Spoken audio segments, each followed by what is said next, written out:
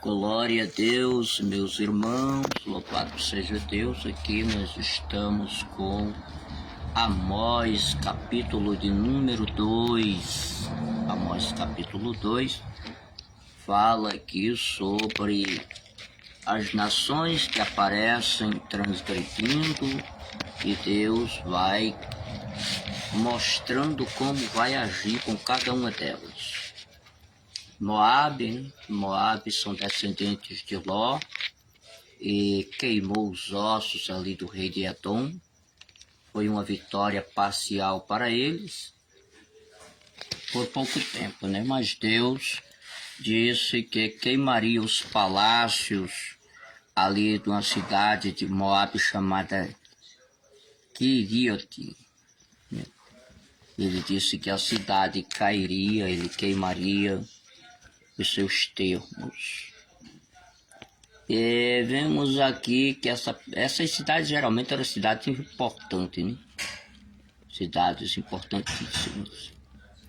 Aí certamente também veriam ali estrondos, alaridos, som de trombeta, né?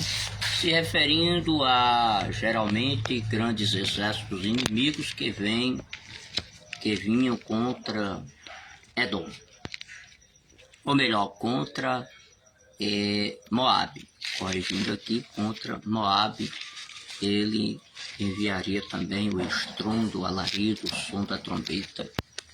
Era a chegada dos exércitos inimigos para destruição ali de Moabe por causa das suas transgressões. Eliminarei o juiz, os príncipes, os matareis. Shofete, né? Juiz, era alguém altamente importante que poderia julgar a causa, mas geralmente usava de má fé, né? Eles rejeitavam a lei do Senhor e eles não guardavam o estatuto do Senhor, os estatutos do Senhor, e se enganavam com suas próprias mentiras. Eles não andavam no caminho do Senhor, e razão pela qual, no caso aqui já no versículo 4, já estou falando aqui já de Judá, né? O povo que deveria guardar a lei do Senhor. Esse povo aqui no versículo 4, que é Judá, mostra o reino sul aqui. Um povo que a sua injustiça era muito grande. Se enganavam com as suas próprias mentiras. Nós vemos aqui que Jerusalém seria queimada, né? A injustiça social era tão grande que vendiam o justo por dinheiro, né? E o pobre por um par de sandálias. Era o modo como vinham as propinas, né? A negociação daquela época, mais ou menos isso. A forma injusta de se julgar as questões. Algo interessante que vem aqui no versículo 7, lembrando que estamos no capítulo 2 de Amós. Um homem e seu pai coabitam com a mesma mulher. Aqui fala de prostituição. Essa mulher, ela geralmente é uma prostituta cultual, uma sacerdotisa de algum deus cananita, e ela fazia o seu papel de prostituta daquela religião falsa, e ali ela tinha as relações sexuais com o pai e com o filho que estivesse naquela cultuação maligna, e assim eles profanavam o nome de Deus. Primeiro pela falsa religiosidade, cultos pagãos, cultos a deuses de prostituição, e ali não tinha outras regras senão regras malignas que destruíam a vida, a comunhão com Deus. A situação era tão grave que eles penhoravam até suas roupas, né? Até o fim do dia tinha aquele penhor para participarem daqueles cultos, né? Certamente havia a sua cobrança ali dos atos sexuais e as ofertas aos deuses imundos e os deuses que não são Deus, que não são o nosso Deus. E eles bebiam, eles chegavam ao ponto de gastar tudo que tinham. E assim nós vemos que, meus amados irmãos, havia depravação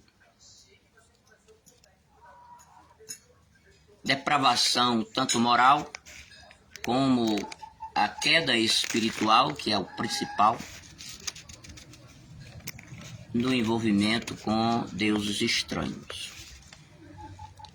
Por isso também a lei de Moisés dizia: somente ao Senhor teu Deus adorarás e só a Ele darás culto.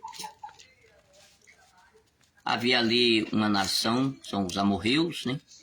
O povo ali do leste do Rio Jordão, e os cananitas a oeste também do mesmo Rio Jordão.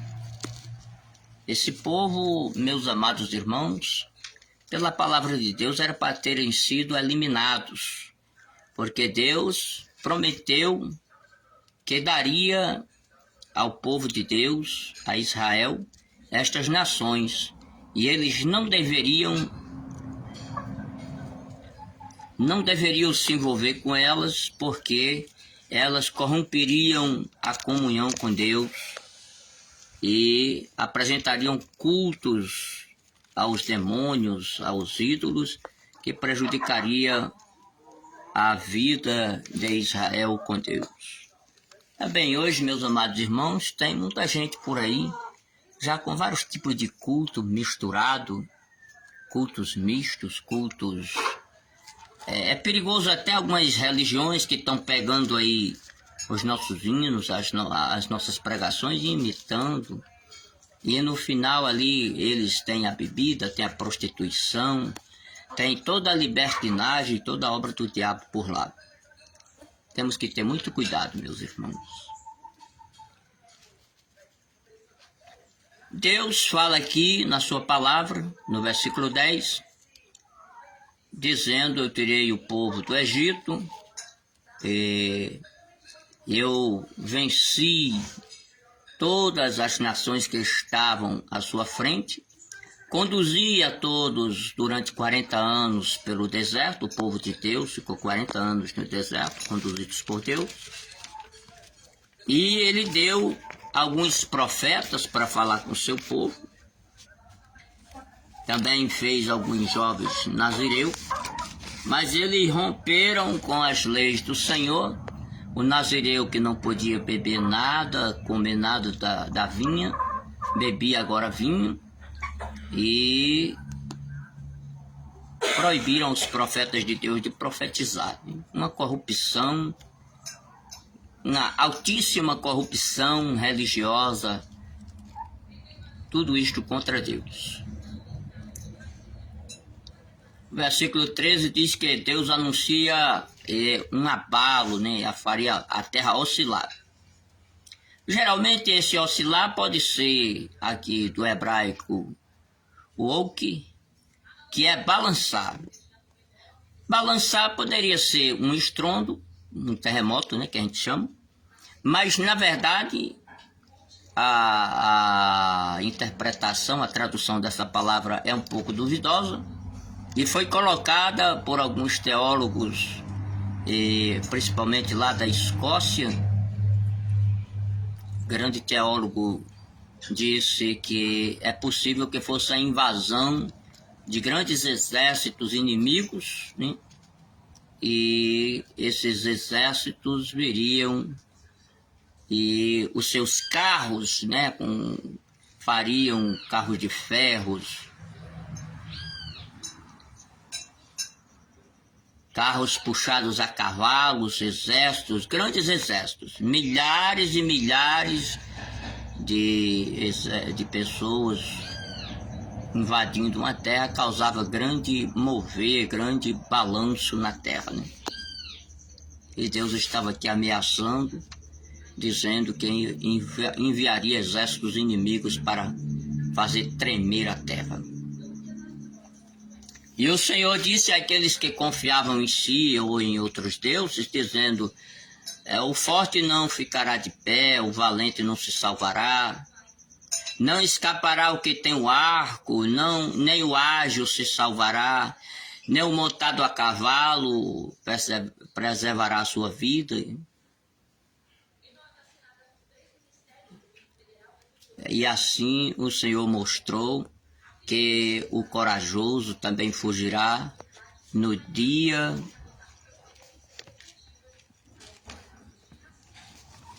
até o corajoso iria fugir no dia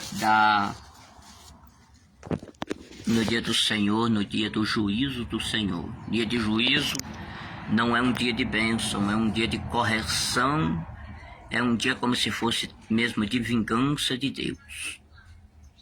Vamos fazer uma oração. Senhor nosso Deus e Pai, este é o 2º capítulo de Amós e eu tenho certeza que através dessa tua palavra o Senhor está falando ao nosso coração. E o teu povo, meu Deus, será tocado para entrar pela tua palavra, pelo caminho. Não, Senhor, para a boca dos profetas, não misturar a doutrina facilitando a embriaguez, não aceitar o egoísmo, meu Deus, a autocapacidade de dizer: eu não preciso de Deus, eu enfrento todas as situações. Meu Deus e meu Pai, a tua palavra nos ensinou estas coisas nesta manhã e eu te louvo e te agradeço em nome de Jesus Cristo. Amém. E graças a Deus.